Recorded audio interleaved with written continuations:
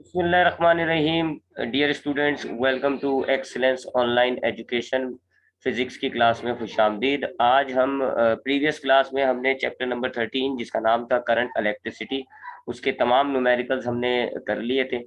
और अब हम अगला चैप्टर शुरू कर रहे हैं, चैप्टर नंबर 14। चैप्टर नंबर 14 और इसका नाम है मैग्नेटिज्म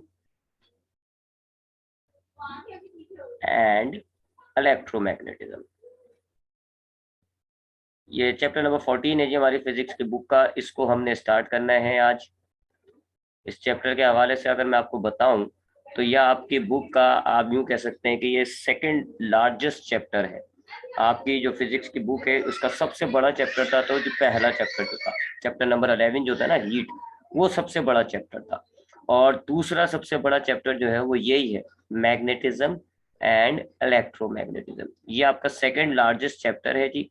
एक बात, दूसरी बात, ये इम्पोर्टेंट चैप्टर बहुत है। यानी इसमें से भी जैसे हमने देखा था कि चैप्टर नंबर 11 जो है, चूंकि वो बड़ा चैप्टर था, तो हमारे जो पेपर होता है उसमें से ज्यादा सवाल भी उसी चैप्टर से आते हैं। सिमिलरली इस चैप्टर से भी आपके पास अच्छे खासे क्वेश्चन आंसर्स आते हैं। यानी कि इसमें से आप समझ लें, एक लॉन्ग क्वेश्चन भी आएगा, शॉर्ट क्वेश्चन भी आता है, न्यूमेरिकल भी आता है, अच्छा खासा मटेरियल आता है इस चैप्टर से। तो इम्पोर्टेंट चैप्टर हो गया ये। अगर हम ये चैप्टर कर लेते हैं, इसको याद कर लेते हैं, इसके न्यूमेरिकल्स को परफॉर्म कर लेते हैं, प्रैक्टिस कर लेते हैं, तो हमें पेपर जो है वो बहुत हद तक मजबूत हो जाएगा। शुरू के ये फिजिक्स के जो 5 चैप्टर्स हैं यही बहुत इंपॉर्टेंट होते हैं। चैप्टर 11, 12, 13, 14 और ये 15, ये पांचों चैप्टर बहुत इंपॉर्टेंट है। ये पूरे पांचों चैप्टर आपको मुकम्मल आने चाहिए, इनके तमाम न्यूमेरिकल्स आपको होने चाहिए, तो आपका पेपर बहुत अच्छा गुजर जाता है।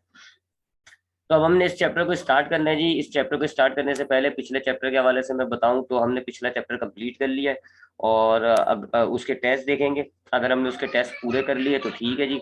उसके न्यूमेरिकल असाइनमेंट अब आपको भेजा जाएगा, ठीक है, क्योंकि उसके न्यूमेरिकल्स हम कंप्लीट कर चुके थे। तो अब आपको आज या कल की तारीख में मैं आपको उसका न्यूमेरिकल असाइनमेंट सेंड कर दूंगा। 1 हफ्ते का टाइम होगा, आपने उस न्यूमेरिकल असाइनमेंट को सॉल्व करना है। सबसे पहले चलें जी, अब स्टार्ट करते हैं इस चैप्टर को। मैग्नेटिज्म एंड इलेक्ट्रोमैग्नेटिज्म इस चैप्टर के 2 हिस्से हैं, यूं कह सकते हैं आप। एक में हमने मैग्नेटिज्म के बारे में पढ़ना है, दूसरे हिस्से में हमने इलेक्ट्रोमैग्नेटिज्म के बारे में पढ़ना है। मैग्नेटिज्म क्या है जी, सबसे पहले इसकी बात करते हैं हम। What is magnetism? असल में मैग्नेटिज्म जो है फिजिक्स की एक ब्रांच है जिसमें हम मैग्नेट्स के बारे में पढ़ते हैं। ठीक है जी, it is a branch of physics that deals with the study of magnets. Magnetism में आप मैग्नेट्स की स्टडी करते हैं, स्टडी ऑफ मैग्नेट्स। अब ये मैग्नेट्स क्या होते हैं जी, सबसे पहले ये देखते हैं। हम मैग्नेटिज्म स्टार्ट करते हैं, देखते हैं जी, स्टडी करते हैं मैग्नेटिज्म की। मैग्नेट्स की स्टडी करते हैं। मैग्नेट्स क्या होते हैं? मैग्नेट्स आपके पास कुछ ऐसे मटेरियल्स होते हैं जो कि आयरन, कोबाल्ट और निकल के एलॉयज होते हैं। प्योर नहीं होते, पहली बात। एलॉयज होते हैं, यानी कि इनमें कुछ और भी मिला हुआ होगा, जैसे आयरन, कोबाल्ट, निकल आपस में मिला हुआ होगा, या आयरन के साथ कुछ और मिला हुआ होगा। जैसे हमें जो अक्सर ज्यादातर हमें जो जमीन से कुदरती तौर पे जो हमें मैग्नेट मिलता है, वो क्या होता है जी? वो होता है Fe3O4। लॉर्ड स्टून कहते हैं इसको हम, लॉर्ड स्टून। ठीक है जी, ये हमें ज्यादातर नेचुरली अकरिंग मिलता है। इसमें आप देख सकते हैं कि आयरन प्योर नहीं है, बल्कि आयरन के साथ ऑक्साइड लगा हुआ है, Fe3O4। तो कुछ एलॉयज होते हैं made up of iron, cobalt या निकल। पहले हम समझते थे सिर्फ आयरन के होते हैं, लेकिन नहीं जी, कोबाल्ट और निकल के भी कुछ एलॉयज जो हैं उनमें भी मैग्नेटिक प्रॉपर्टीज आ जाती है। तो मैग्नेट्स क्या है जी? आयरन, कोबाल्ट और निकल के एलॉयज होते हैं जिनके अंदर मैग्नेटिक प्रॉपर्टीज होती है, मैग्नेटिक प्रॉपर्टीज पाई जाती है। अब मैग्नेटिक प्रॉपर्टीज क्या होती है जी? मैग्नेटिक प्रॉपर्टी ये होती है कि ये अदर मैग्नेटिक मटेरियल्स को अट्रैक्ट कर सकते हैं, या अदर मैग्नेट को अट्रैक्ट या रिपल कर सकते हैं। इसको आप कहते हो मैग्नेटिक प्रॉपर्टी। सो मैग्नेट्स क्या हो गए? आयरन, कोबाल्ट और निकल के कुछ ऐसे एलॉयज होते हैं जो मैग्नेटिक मटेरियल्स को अट्रैक्ट कर सकते हैं, रिपल कर सकते हैं, या अदर मैग्नेट्स को अट्रैक्ट या रिपल कर सकते हैं। मैग्नेटिक मटेरियल्स से मुराद यही हो जाते हैं कि आयरन हो जाएगा, कोबाल्ट हो जाएगा, निकल हो जाएगा। ठीक है जी। मिसाल के तौर पे ये आपके सामने एक जो आपको डायग्राम नजर आ रहा है, it is a bar magnet. ये एक मैग्नेट है, अगर आप इसके आसपास कोई दूसरा मैग्नेट रखेंगे ये उसको अट्रैक्ट कर लेगा या रिपल कर लेगा। या अगर आप आयरन के टुकड़े रखेंगे या कोबाल्ट के टुकड़े रखेंगे या निकल के टुकड़े रखेंगे तो ये उनको भी अट्रैक्ट कर लेगा। ये जो आयरन कोबाल्ट निकल है उनको तो ये अट्रैक्ट करता है, जबकि मैग्नेट के अंदर डिपेंड करता है पोल पर। अगर सेम पोल रखेंगे तो वो रिपल हो जाएगा, और अगर अपोजिट पोल रखेंगे तो वो अट्रैक्ट हो जाएगा। इस चीज को, ये जो अट्रैक्टिंग एबिलिटी आ रही है ना, मखसूस चीजों को सिर्फ ये अट्रैक्ट किया जा रहा है, इसको कहते हैं हम मैग्नेटिक प्रॉपर्टीज। सारी चीजों को अट्रैक्ट नहीं कर सकते ये, लिक्विड्स को, गैस को, नॉन मेटल्स को अट्रैक्ट नहीं कर सकते ये। सिर्फ इसी तरह बहुत से मेटल्स को भी अट्रैक्ट नहीं कर सकते, ये सिर्फ मैग्नेटिक मटेरियल्स को अट्रैक्ट कर रहे होते हैं। यानी मैग्नेट्स को अट्रैक्ट कर रहे होंगे, आयरन को अट्रैक्ट कर रहे होंगे, कोबाल्ट को अट्रैक्ट कर रहे होंगे, निकल को अट्रैक्ट कर रहे होंगे। ये सिर्फ मखसूस चीजों को अट्रैक्ट या रिपल करने की एबिलिटी होती है इनके अंदर। तो ऐसे मटेरियल्स को हम कहते हैं मैग्नेट्स। ये सिमिलर से हो रहे हैं चार्जेस से। आपने 2 चैप्टर पहले चार्जेस पढ़ा था कि चार्जेस ऐसे होते हैं जी, चार्ज क्या है, ये सिर्फ चार्जेस को ही अट्रैक्ट या रिपल करते हैं। चार्जेस के साथ भी यही मामला था ना, कि अगर एक पॉजिटिव चार्ज है तो वो एक पॉजिटिव चार्ज को रिपल कर सकता है बस, और एक नेगेटिव चार्ज को अट्रैक्ट कर सकता है। सिमिलरली मैग्नेट्स भी तमाम मटेरियल्स को अट्रैक्ट रिपल नहीं कर सकते, सिर्फ मैग्नेटिक मटेरियल्स को, मैग्नेट्स को ही अट्रैक्ट और रिपल कर सकते हैं। तो ऐसे मटेरियल्स जो आयरन, कोबाल्ट और निकल के एलॉयज होते हैं और ये मैग्नेटिक मटेरियल्स को अट्रैक्ट या रिपल कर रहे होते हैं, उनको हम कहते हैं मैग्नेट्स। अगर मैं मैग्नेट्स की आपको प्रॉपर्टी बताऊं तो मैग्नेट्स में हमारे पास 2 पोल होते हैं, इसलिए हम इसको कहते हैं डायपोल। 2 पोल्स होते हैं, यानी 2 सिरे होते हैं इसके। एक सिरा कहलाता है इसका नॉर्थ पोल और दूसरा सिरा कहलाता है इसका साउथ पोल। ये लाजमी मिलेंगे। अगर आप इस बार मैग्नेट को यहां से तोड़ देते हैं, आप यहां से तोड़ दें फॉर एग्जाम्पल, तो ये खुद ब खुद ऑटोमेटिकली ये जो सिरा होगा ये नॉर्थ पोल बन जाएगा, और ये जो सिरा होगा ये साउथ पोल बन जाएगा, और फिर आपके पास 2 बार मैग्नेट्स हो जाएंगे। ठीक है, ये अडॉप्ट कर लेगा। ये नहीं है कि आपने अगर ये साउथ पोल अलग किया, नॉर्थ पोल अलग किया, तो अब आपके पास एक टुकड़ा जो है वो सिर्फ नॉर्थ पोल है और एक टुकड़ा जो है वो साउथ पोल है। ऐसा नहीं होता। हर मैग्नेट में आपको लाजमी जो है वो 2 पोल्स मिलेंगे, एक नॉर्थ पोल एक साउथ पोल। अगर आप पोल्स अलग कर देंगे तो खुद ब खुद वो दूसरा पोल उस मटेरियल में इंड्यूस हो जाएगा। तो मैग्नेट हमेशा डायपोल होता है, उसमें 2 पोल्स होते हैं, एक नॉर्थ पोल होता है एंड एक साउथ पोल होता है। दूसरी प्रॉपर्टी ये है कि अगर हम ये सेम पोल्स एक दूसरे के सामने रखते हैं, अगर आप नॉर्थ पोल और नॉर्थ पोल को रखें या फिर साउथ पोल और साउथ पोल को रखें, तो ये एक दूसरे को रिपल करना शुरू कर देंगे। और अगर आप अपोजिट पोल्स रखते हैं जी, यानी कि नॉर्थ पोल के सामने दूसरे मैग्नेट का साउथ पोल रखें या साउथ पोल के सामने दूसरे मैग्नेट का नॉर्थ पोल रखें, तो ये एक दूसरे को अब अट्रैक्ट करना शुरू कर देते हैं। ये दूसरी प्रॉपर्टी हो गई। तीसरी प्रॉपर्टी ये है कि अगर हम एक मैग्नेट को फ्रीली मूव कर देते हैं, यानी कि उसको सस्पेंड कर दें, एक मैग्नेट लें और हम उसको धागे की मदद से, जैसे कि ये बार मैग्नेट लिया मैंने, ये नॉर्थ पोल है, सपोज करें ये साउथ पोल है, और इसको मैं एक धागे की मदद से लटका दूं, तो हमेशा ये एक पर्टिकुलर डायरेक्शन में ही अलाइन करेगा। हमेशा एक पर्टिकुलर डायरेक्शन में अलाइन करेगा due to earth magnetic field. ये मैं अभी आपको नीचे एक्सप्लेन करता हूँ। हमेशा एक पर्टिकुलर, यानी अगर आप इसको ऐसे करेंगे, सपोज करें जी ये इस डायरेक्शन में अलाइन हो गया, नॉर्थ ऊपर आ गया, साउथ इधर आ गया, इस डायरेक्शन में अलाइन हो गया। अब अगर आप दोबारा इसको हिलाएं, मूव करें, आप जब ये रेस्ट में आएगा दोबारा इसी डायरेक्शन में अलाइन हुआ होगा। हर बार जब भी आप इसको रोटेट करेंगे और ये रेस्ट में आएगा, हमेशा वो इसी एक पर्टिकुलर डायरेक्शन में अलाइन कर रहा होता है। Why? Because of earth magnetic field. Earth की मैग्नेटिक फील्ड की वजह से ये अपने आप को एक पर्टिकुलर डायरेक्शन में अलाइन कर रहा होता है। ये इसकी तीसरी प्रॉपर्टी हो गई। ठीक, उसके बाद मैग्नेटिक फील्ड भी बनाता है ये, वो तो अभी हमने नीचे देखना है। मैग्नेटिक फील्ड भी बनाएगा, जैसे हमने देखा था कि चार्ज जो होता है उसकी फोर्स उसके इर्द गिर्द के एरिया में फैली हुई होती है, और उसका जो एरिया होता है इर्द गिर्द का एरिया, उसको हम कहते हैं इलेक्ट्रिक फील्ड। बिल्कुल इसी तरीके से ये जो मैग्नेट है, जाहिर है ये दूसरे मैग्नेटिक मटेरियल्स को जब अट्रैक्ट कर रहा होगा, रिपल कर रहा होगा, तो ये उनपे फोर्स लगा रहा होता है। तो वो फोर्स इस मैग्नेट में से कंटिन्यूसली निकल रही होती है, हर वक्त मौजूद होती है इसके इर्द गिर्द के स्पेस में, और उसकी इर्द गिर्द की स्पेस जो है वो मैग्नेटिक फील्ड कहलाती है। तो इसके पास मैग्नेटिक फील्ड मौजूद होगी, इसकी अपनी एक फील्ड होगी जिसको हम कहेंगे मैग्नेटिक फील्ड। ठीक है जी। तो मैग्नेट्स क्या हो गए? आयरन, कोबाल्ट, निकल के कुछ एलॉयज होते हैं जिनमें मैग्नेटिक प्रॉपर्टीज होती हैं, यानी कि ये अदर मैग्नेटिक मटेरियल्स को या अदर मैग्नेट्स को अट्रैक्ट या रिपल कर सकते हैं। इनकी प्रॉपर्टीज क्या है जी? हर मैग्नेट में आपको दो पोल्स मिलेंगे, एक कहलाता है नॉर्थ पोल, एक कहलाता है साउथ पोल। अगर आप एक मैग्नेट के दोनों पोल्स तोड़ के अलग अलग कर दें तो दोनों दोनों पीसीस में दोबारा से दोनों नए पोल्स बन जाएंगे। नामुमकिन है कि आप इन पोल्स को सेपरेट कर सकें। हर बार मैग्नेट में आपको दो पोल्स लाजमी मिलेंगे। दोनों पोल्स अगर आप एक जैसे रखते हैं तो ये एक दूसरे को रिपल करते हैं, और अगर दो अपोजिट पोल एक दूसरे के सामने आते हैं तो वो एक दूसरे को अट्रैक्ट करते हैं। और अगर आपके पास एक फ्रीली सस्पेंडेड मैग्नेट है तो वो हमेशा एक पर्टिकुलर डायरेक्शन में अलाइन करता है। ठीक है जी। अब वाई वाई क्योंकि हमारी जो अर्थ है, मैं आप इसी चीज पे आता हूँ। ये देखो, हमारी जो अर्थ है ना, ये भी पूरी एक बार मैग्नेट की तरह बिहेव कर रही है। ये हमारी जो अर्थ है ना, इसके अंदर भी आप यूं समझ सकते हैं कि हमारी अर्थ में एक बड़ा सा बार मैग्नेट लगा हुआ है, जिसका साउथ पोल जो है वो ऊपर की तरफ है और नॉर्थ पोल जो है वो नीचे की तरफ है। यानी एंटार्क्टिका जो बर आजम एंटार्क्टिका है, इस तरफ उसका नॉर्थ पोल आता है, और जो ऊपर की तरफ है रशिया वगैरह का सारी आर्टिक जो ओशन है, आर्टिक पोर्शन जो कहलाता है, उधर जो है इस बार मैग्नेट का साउथ पोल आता है। और इसने भी इस बार मैग्नेट की वजह से आपके अर्थ के अराउंड जो है एक फील्ड क्रिएट हुई है। ये अर्थ मैग्नेटिक फील्ड कहलाती है, अर्थ मैग्नेटिक फील्ड कहलाती है। ठीक है जी। इसका रीजन क्या है जी? कि हमारे जो अर्थ के नीचे जो लेयर्स होती हैं उसमें एक लेयर है मोल्टन लावा की, जिसको हम कहते हैं मैग्मा। वो मैग्मा रोटेट कर रहा है, और उस रोटेट की वजह से हमारे अर्थ के ये दो पोल्स बने हुए हैं, एक साउथ पोल बना हुआ है, एक नॉर्थ पोल बना हुआ है।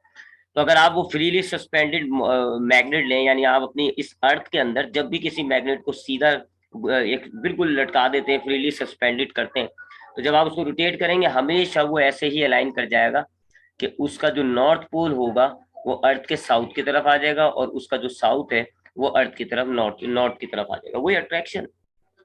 आप यूं कह लो कि आपका वो जो मैग्नेट है वो अर्थ के मैग्नेट से अट्रैक्ट हो गया, तो अर्थ का जहाँ साउथ पोल होता है ना, वहां मैग्नेट का नॉर्थ पोल अट्रैक्ट होकर उस तरफ आ जाता है, और अर्थ का जो नॉर्थ पोल है उस तरफ मैग्नेट का साउथ पोल अट्रैक्ट किया जाता है। दैट इज वाई जब भी हम एक फ्रीली सस्पेंडेड मैग्नेट को रोटेट करते हैं तो वो हमेशा एक पर्टिकुलर डायरेक्शन में अलाइन करता है। यही कंपास का रीजन है। कंपास में हमने एक छोटा सा मैग्नेट लगाया हुआ होता है, और वो फ्रीली मूवेबल होता है। तो जब भी वो रुकेगा तो वो हमेशा उसका जो नॉर्थ पोल है अर्थ के साउथ की तरफ आ जाएगा, और उसका जो साउथ पोल है वो अर्थ की नॉर्थ की तरफ आ जाएगा, जिससे हम डायरेक्शन अलाइन कर लेते हैं जी। अब यहाँ तो हम ये ये नॉर्थ है, अब हम यहाँ ये मैग्नेट का नॉर्थ पोल आया है, लेकिन हम यहाँ नॉर्थ पोल नहीं लिख रहे होते, हम यहाँ साउथ लिखते हैं, और यहाँ हम साउथ नहीं लिखते, हम यहाँ नॉर्थ लिखते हैं, क्योंकि हमारा मकसद है अर्थ का डायरेक्शन मेंशन करना। तो अर्थ का साउथ पोल है ना ऊपर, इसलिए हम यहाँ उल्टा लिखते हैं। ठीक है।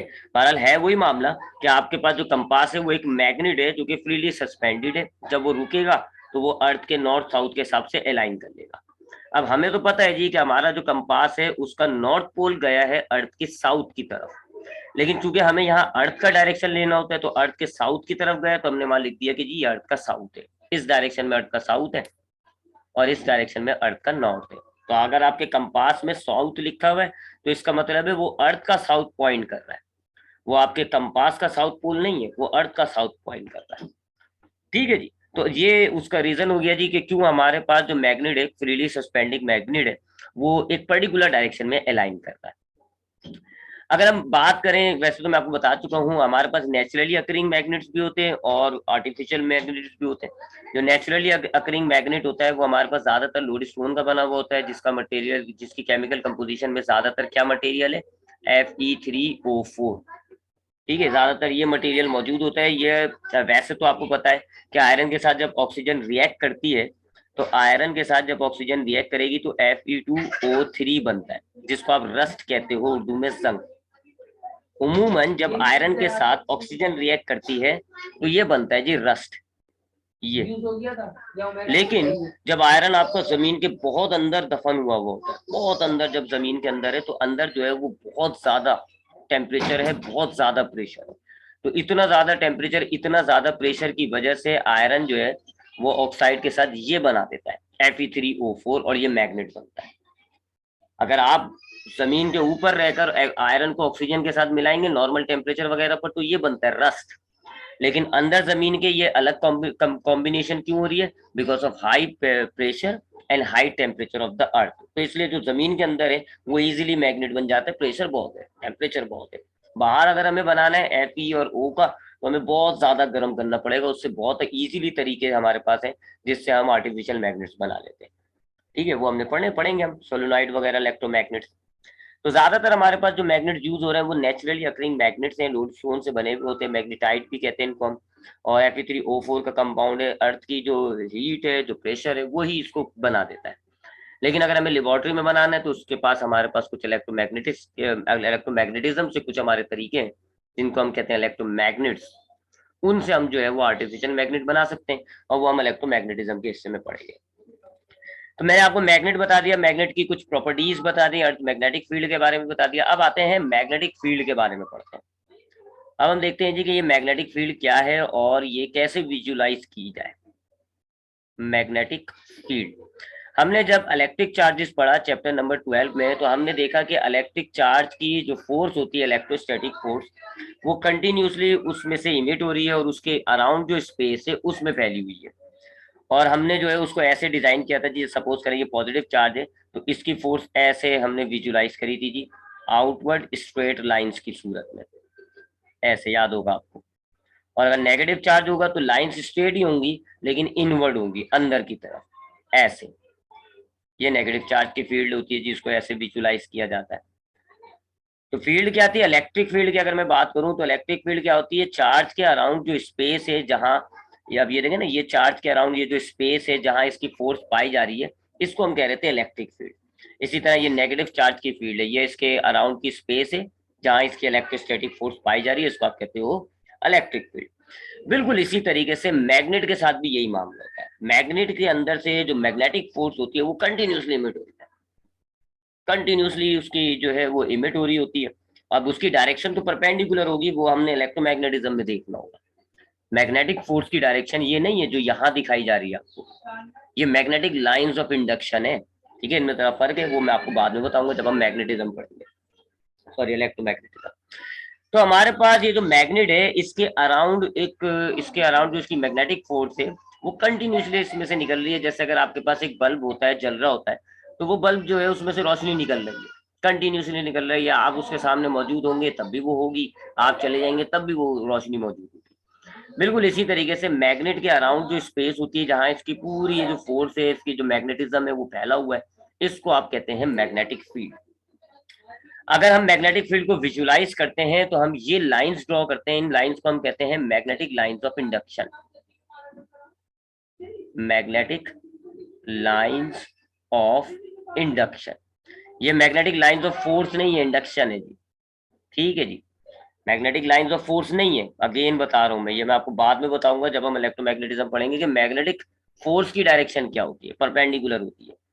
ये अगर मैं यहाँ कोई मैग्नेट रखूं या कंपास रखूं और उसके रिपल होने का या उसके अट्रैक्ट होने का पाथ ड्रॉ करूंगा तो वो ऐसा बनेगा।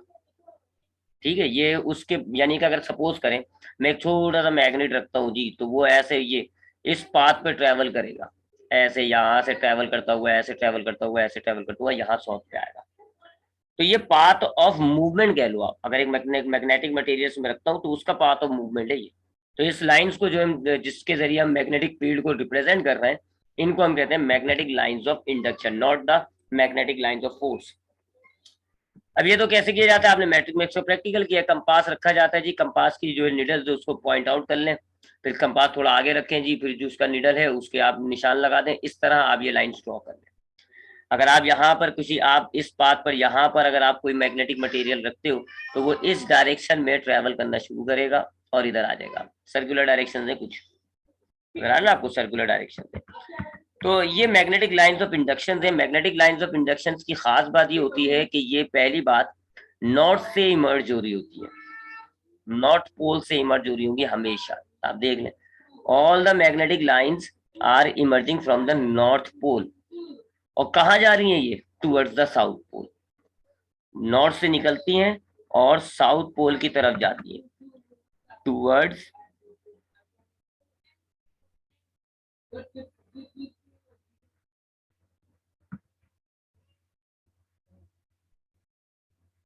Towards south. ठीक है जी, तो अगर आप डायग्राम देखें तो देखें जी, ये मैग्नेटिक लाइंस ऑफ इंडक्शन निकली और साउथ की तरफ जा रही है, ये मैग्नेटिक लाइंस ऑफ इंडक्शन निकली साउथ की तरफ जा रही है, ये भी जा रही है। जितना ये आगे जाती जा रही है इनके दरमियान जरा डिस्टेंस बढ़ता जा रहा है और बहुत ज्यादा दूर दूर भी होती जा रही है, नजर आ रहा है ना आपको। तो एक प्रॉपर्टी क्या है कि जी नॉर्थ पोल से निकलती है साउथ पोल की तरफ जाती है। फिर दूसरी बात, ये साउथ पोल पर आके खत्म नहीं होती, साउथ पोल पर आगे ये खत्म नहीं हो रही है, बल्कि अब ये साउथ पोल से मैग्नेट के अंदर से ट्रेवल होके नॉर्थ की तरफ जा रही होती है, यानी कि कंटिन्यूअस है, ये खत्म नहीं होती, कंटिन्यूअस। यानी कि आप अगर मैं एक लाइन ड्रॉ करूं, किसी दूसरे कलर से ड्रॉ करता हूं जी, ब्लैक से करता हूं, तो अगर मैं एक मैग्नेटिक लाइन ऑफ इंडक्शन आपको दिखाऊं तो ऐसा है जी, सपोज करें कि ये नॉर्थ से निकली, ये जा रही, ये जा रही, ये जा रही, अब ये साउथ पर आगे खत्म नहीं होगी, बल्कि साउथ से अब अंदर मैग्नेट के नॉर्थ पोल की तरफ चलेगी। देख लें, कंटिन्यूअस लूप बन गया एक। तो लूप की शक्ल की होती है, कंटिन्यूअस शक्ल की होती है, from the north pole to the south pole ये बाहर होंगी, और साउथ से नॉर्थ जब ये ट्रेवल करेंगे तो मैग्नेट के अंदर से ही ट्रेवल कर रही होती है। ठीक है जी। इनफाइनाइट है, बहुत दूर दूर तक फैली हुई है, जितना दूर कर लें उतना भी ये जितना अगर आप डिस्टेंस बढ़ाते जाएंगे उतना ये वीक होती जा रही है, क्योंकि आप देखें ना डिस्टेंस बढ़ता जा रहा है। फ्लक्स आपको याद होगा, अगर मैं इस हिस्से में लूं एरिया, तो यहाँ दो मैग्नेटिक लाइंस ऑफ इंडक्शन जा रही है, तो यहाँ स्ट्रॉन्ग होगी फील्ड। अगर मैं इसी एरिया को यहाँ ले लूं, तो अब देखें यहाँ से एक मैग्नेटिक लाइन ऑफ इंडक्शन जा रही है, तो इसका मतलब है यहाँ फील्ड जो है वो वीक होगी। तो जितना आप मैग्नेट से दूर होते जाएंगे तो ये जो मैग्नेटिक लाइंस ऑफ इंडक्शन थे ये आपस में दूर होती जा रही होती है, दूर होती जा रही होती है, और फील्ड जो है वहां पे वीक होती रहती है। इसी तरह अगर आप देखें पोल के करीब हैं, तो देखें ये एरिया आप पोल के करीब ले रहे हैं, कितनी ज्यादा स्ट्रॉन्ग फील्ड है, क्योंकि अच्छी खासी लाइन जो है वो अभी पास आउट हो रही है। और अगर आप पोल से दूर ले लेते हैं ये एरिया, तो अब आपको देखें फील्ड जो है वो वीक नजर आ रही है, क्योंकि एक लाइन ऑफ इंडक्शन गुजर रही है। तो टुवर्ड्स द पोल ये स्ट्रॉन्ग है। स्ट्रॉन्ग कहाँ पर है? Towards poles. पोल्स की तरफ मैग्नेटिक फील्ड इंतहाई स्ट्रांग होती है, जबकि बाकी सेंटर वगैरह को देखें आप, सेंटर में आपको मैग्नेटिक लाइंस ऑफ इंडक्शन नजर ही नहीं आ रही है, इंतहाई वीक कह सकते हैं आप। तो सेंटर ऑफ मैग्नेट पर ये बहुत ही वीक होती है। ठीक है जी। पोल की तरफ आप देखें, आप साउथ पोल की तरफ भी देख लें, अच्छी खासी लाइंस मौजूद है, लेकिन अगर आप सेंटर की तरफ देखें तो लाइंस कम है जी, बहुत कम है।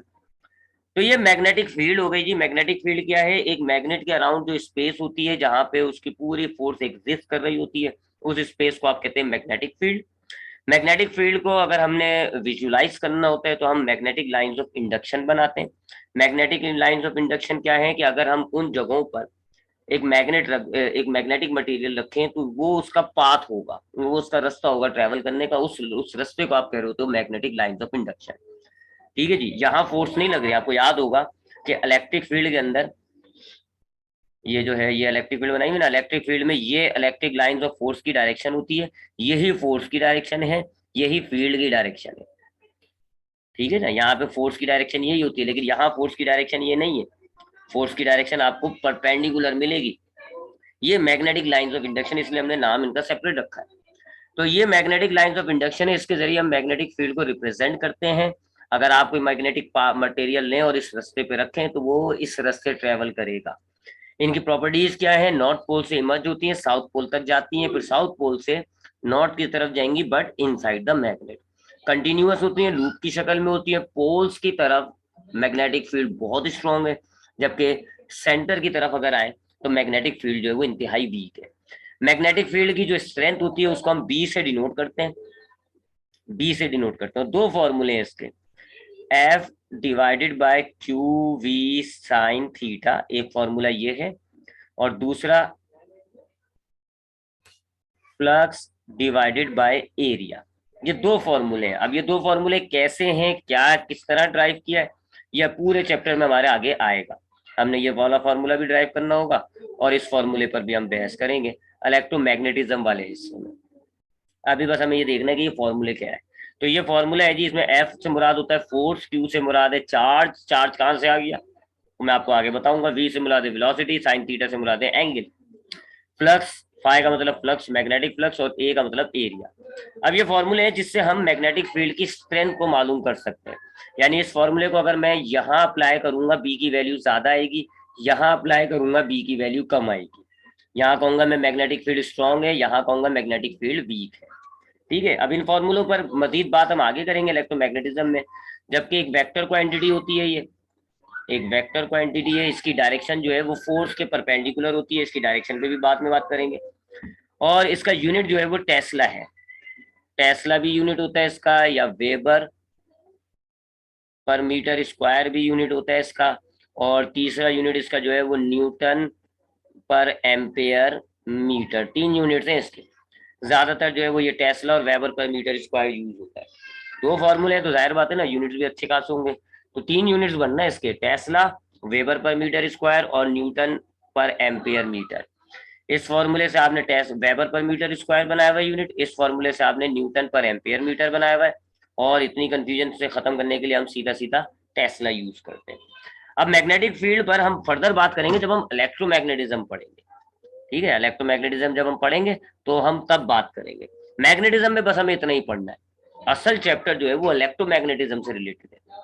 ठीक है, वो इंशाल्लाह हम नेक्स्ट टाइम पढ़ेंगे। मैं जरा मैग्नेटिज्म को थोड़ा रिपीट कर दूं। मैग्नेटिज्म क्या है जी?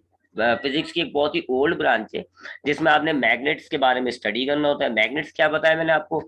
ऐसे आयरन, कोबाल्ट, निकल के एलॉयज होते हैं जिनमें मैग्नेटिक प्रॉपर्टीज होती हैं और ये अदर मैग्नेटिक सब्सटेंसेस को अट्रैक्ट या रिपल करते हैं, यानी उसमें फोर्स लगाते हैं। उनको हम कहते हैं मैग्नेट्स। नेचुरली अकरिंग भी होते हैं, बहुत सारे एलॉयज होते हैं। जैसे आयरन का एक बहुत बड़ा एलॉय है लोडस्टोन, बहुत ज्यादा जमीन के अंदर जो है ये डीप फॉर्म होता है, हम उसको खोद के निकाल लेते हैं। नेचुरल मैग्नेट होते हैं, आर्टिफिशियली भी बनाए जाते हैं। मैग्नेट की प्रॉपर्टीज क्या बताएंगे कि हर मैग्नेट में 2 पोल्स होते हैं, एक को हम नॉर्थ कहते हैं, एक को हम साउथ पोल कहते हैं। सेम पोल एक दूसरे को रिपल करते हैं, जबकि अपोजिट पोल एक दूसरे को अट्रैक्ट करते हैं। एक फ्रीली एक मैग्नेट जो है वो अपने अराउंड, एक फ्रीली सस्पेंडेड मैग्नेट जो है वो हमेशा अर्थ की मैग्नेटिक फील्ड से अलाइन करता है। क्यों? क्योंकि हमारे अर्थ भी एक बहुत बड़े बार मैग्नेट की तरह बिहेव करती है और इसके अराउंड भी उस बार मैग्नेट की फील्ड मौजूद है, जिसको हम कहते हैं magnetic field of earth. North pole जो है वो हमारा एंटार्क्टिक ओशन के अंदर है, साउथ पोल जो है वो हमारा आर्टिक पोल की तरफ पाया जाता है।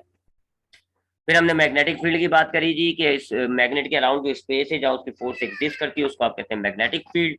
और मैग्नेटिक फील्ड को रिप्रेजेंट करने के लिए हम मैग्नेटिक लाइंस ऑफ इंडक्शंस बनाते हैं। और इन लाइंस के इंडक्शन से हमें पता चला कि ये जो है नॉर्थ से निकल के साउथ में आती है, फिर साउथ से अंदर नॉर्थ पे जाती है। कंटिन्यूअस है, लूप की शक्ल में है। फील्ड स्ट्रॉन्ग कहाँ है? पोल्स की तरफ। वीक कहाँ है? सेंटर की तरफ। जितना आप मैग्नेट से दूर होते जाएंगे लाइंस ऑफ इंडक्शन कम होती जाएंगी, फील्ड जो है वो वीक होती जाएगी।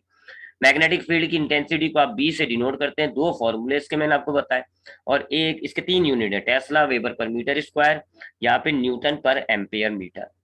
अब इंशाल्लाह नेक्स्ट टाइम हम इलेक्ट्रोमैग्नेटिज्म शुरू करेंगे। अभी मैं आपको कराऊंगा तो वो मिक्सअप हो जाएगा, क्योंकि मैग्नेटिज्म पढ़ा ना, इलेक्ट्रोमैग्नेटिज्म एक अलग चीज है। अभी मैं पढ़ाऊंगा तो वो थोड़ा सा मिक्सअप हो जाएगा। बस मैं अभी एक बात आपको करके छोड़ूंगा, एक बात छोटी सी, वो ये करके छोड़ूंगा कि आपको शायद नजर आ रहा हो कि मैग्नेटिज्म में और इलेक्ट्रिसिटी में कुछ सिमिलैरिटीज है ना। इलेक्ट्रिसिटी मतलब इलेक्ट्रिक चार्जेस की स्टडी, ठीक है, और मैग्नेटिज्म का मतलब मैग्नेट्स की स्टडी। ठीक है जी। हमने चैप्टर नंबर 12 और 13 में इलेक्ट्रिसिटी स्टडी किया हुआ है। चैप्टर नंबर 14 में अभी हमने क्या स्टडी किया? मैग्नेट। और हम ये देखते हैं हमें कुछ सिमिलैरिटीज नजर आ रही है। देखिए ना, इलेक्ट्रिसिटी में हमने पढ़ा जी चार्जेस होते हैं, और चार्जेस कितने किस्म के होते हैं? 2 टाइप्स के, एक पॉजिटिव और नेगेटिव। सिमिलरली हमने मैग्नेट में क्या देखा थी? 2 पोल्स होते हैं, 2 अलग अलग किस्म के पोल्स होते हैं।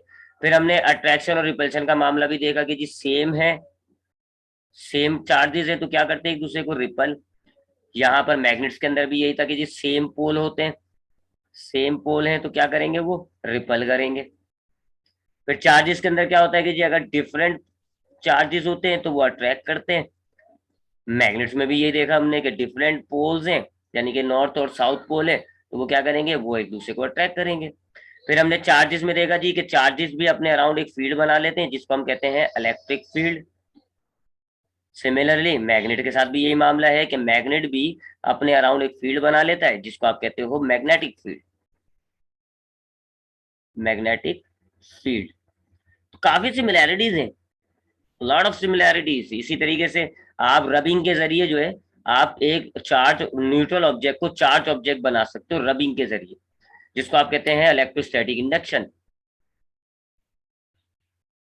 कहाँ लिखूं मैं?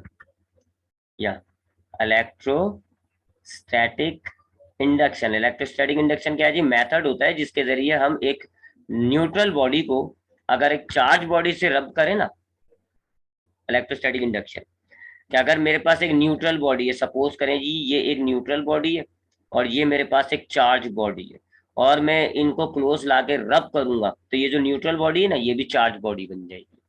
इस मेथड को हम कहते हैं इलेक्ट्रोस्टैटिक इंडक्शन। यही चीज यहाँ पर भी होती है, इसको हम कहते हैं मैग्नेटिक इंडक्शन। मैग्नेटिक इंडक्शन क्या, अगर आपके पास ये एक आयरन का टुकड़ा है जो कि नॉन मैग्नेटिक है और ये आपके पास एक मैग्नेट है, अगर आप इसको एक प्रॉपर तरीके से रब करेंगे तो ये आयरन का टुकड़ा भी एक मैग्नेट बन जाएगा। तो यहाँ पे इलेक्ट्रोस्टैटिक इंडक्शन था, यहाँ मैग्नेटिक इंडक्शन है। We have found that something is common between electricity and magnetism. कुछ हद तक चीजें जो है वो इलेक्ट्रिसिटी और मैग्नेटिज्म में मिल रही है। ठीक है जी। और अब हम नेक्स्ट टाइम इलेक्ट्रोमैग्नेटिज्म में पढ़ेंगे कि ये इतनी मिल रही है, और कुछ एक आध एक्सपेरिमेंट से हम प्रूफ मिल जाएगा हमें। हमें जो है ना, अभी तो हमने देखा कि बस हाँ जी चले कुछ सिमिलैरिटीज पाई जा रही है, फिर हम इंशाल्लाह देखेंगे जी ये एक्सपेरिमेंट क्या है जी, ये सब मामला क्या है, तो हमें पता चलेगा जी कि ये मिल नहीं रही है, ये एक ही चीज की दो शक्लें। तो फिर हम इन दोनों को मर्ज करके बनाएंगे इलेक्ट्रोमैग्नेटिज्म, जिसमें हमने दोनों को स्टडी करना होता है, इलेक्ट्रिसिटी को भी एंड द मैग्नेटिज्म। इस पर इंशाल्लाह हम नेक्स्ट क्लास पर बात करेंगे। कुछ सवाल है